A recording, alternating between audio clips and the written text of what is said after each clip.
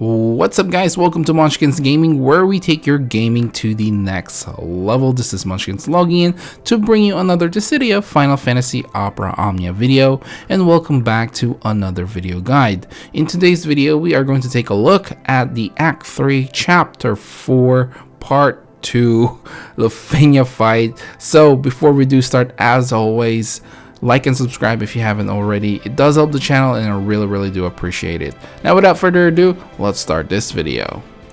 Alright guys, so as always, we'll start this off in how you're gonna deal with the Lufenia orb, which starts at the start of the battle and will disappear once you hit less than 80% and will reappear once again once you hit less than 50%. Now, in order to get Lufenia orb counters for this one, you need to deal over 150k fire damage, so you get 4 Lufenia orb counters when you do this. Now unfortunately, I think there's really only one character that can independently do this by themselves, and that is Vivi. The other characters that I've listed here are going to be Ignis and Lulu. Both are good fire enchanters, and I put Vincent here as well since he can actually enchant himself with the fire enchant. Now I just don't know if the number of brave hits is enough for you to actually get to 150k fire damage. I think you can, since there are 2 bosses.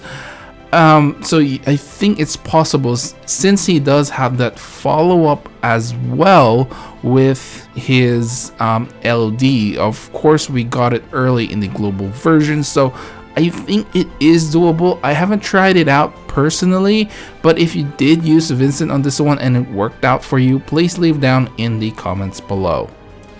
Anyway, let's move on how the fight works. Now, there are a couple of mechanics here that really might annoy you. So first off, the boss can inflict a nasty debuff that can have a brave and HP poison. Now the HP poison actually takes 50% of your HP, which is huge, especially if you are on full HP.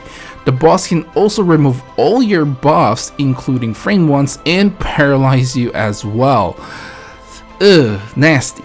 The boss cannot be delayed during turns where you can see the arrows obviously on their icons. I think it's one of just like few mechanics that it has. I've only ever experienced it once, so I can't really tell you when it actually kicks in. They also get a massive rave gain when they go to their defensive stance, and you cannot instant break them during this time. And finally, the last one that I would really emphasize is they get this really massive HP shield once you hit less than 30% of their HP. This is really difficult to take off, so there are a few ways to go around it, and we'll go over it in the next section, which is how you're gonna deal with this fight. So first off, you can just delay the bosses until you can't.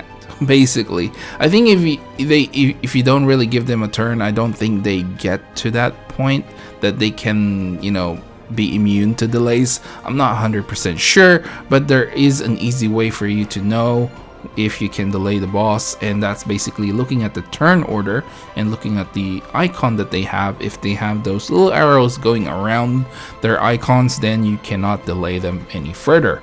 Next, of course, is to bring fire enchanters. Honestly, like I said earlier, Vivi's probably the only one, and maybe Vincent can do this independently outside of, you know, anyone else's help. So yeah, I think fire enchanters, if you have Ignis, you can use him as a call if you don't really want to use him in the main party, but fire enchants really is going to help you with this fight. Next, of course, Setzer's freeze. Basically, you won't have to worry about that big brave gain, and you can break them instantly. And of course, if you have Setzer in your team as well, then basically you can achieve that 150k damage pretty easily, as long as you do have the fire enchanter as well, of course.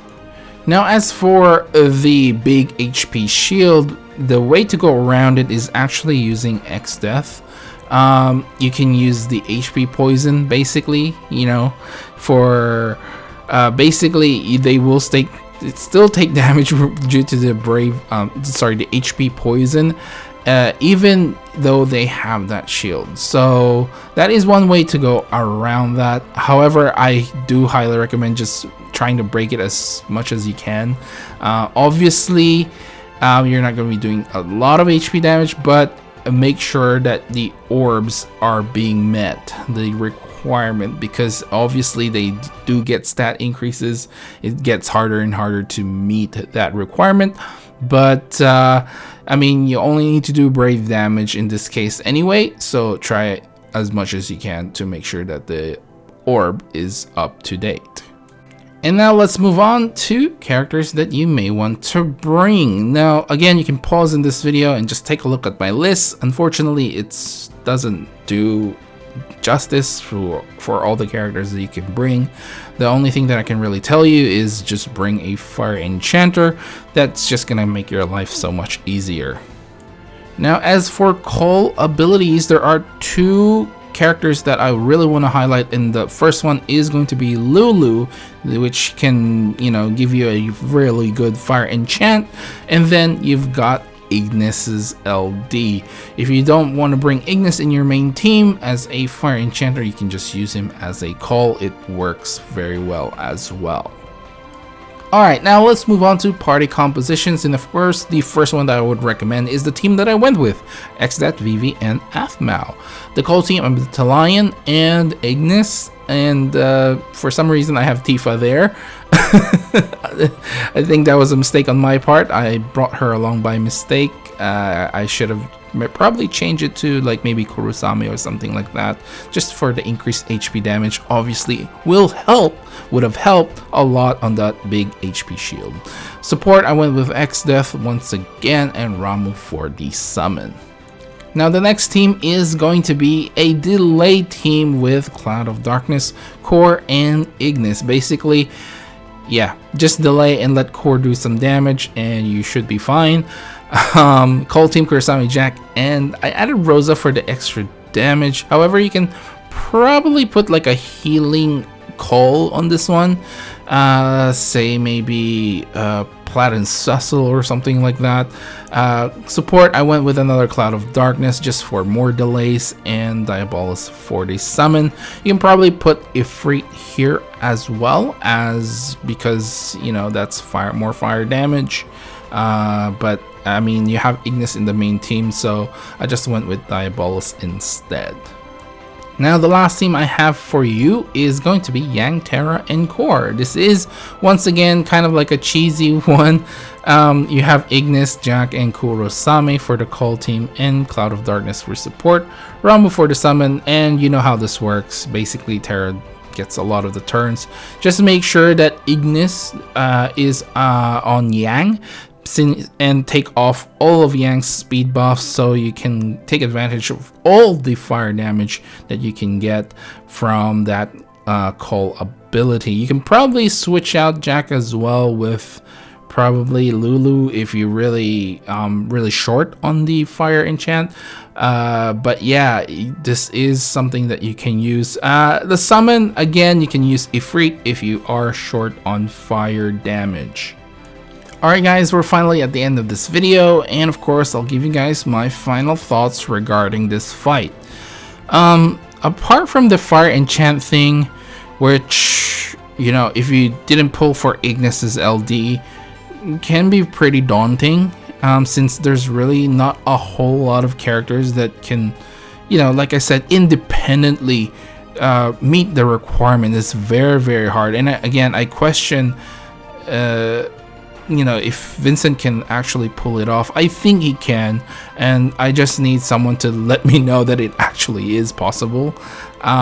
So yeah, other than that, the fight itself can be pretty annoying as well, removing your buffs. You know, you have to rebuff yourself. That HP poison is insane, and you do have to meet an HP requirement as well, so you need some healers there. And honestly speaking, yeah, that's probably something that I should have added, like bring a healer, because the HP poison is something that can make it so that you don't meet the requirement. But I think if you're going for the delay team anyway, or a turn manipulation team, I think you should be fine. It shouldn't get to the point where you can get to that. So hopefully, you know, like I said, if not, like on my second composition, I went with Rosa there, but you can change it to someone who actually double heals. Maybe even Rude. Rude is a good call ability, which he will heal your team. So something like that.